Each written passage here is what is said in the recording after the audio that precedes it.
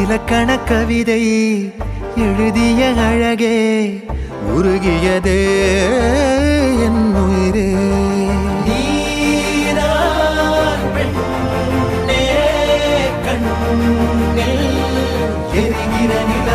இலக்கண கவிதை எழுதிய அழகே உருகியதே என் உயிரே. உனதிரு விழிகள் இமைத்திடும் பொழுதில் பகலிரவு உரைகிறதே. இதயம் கேட்குதே என் காற்றாக கனவாக கை வீசும் காதல் இவள் யாரோ.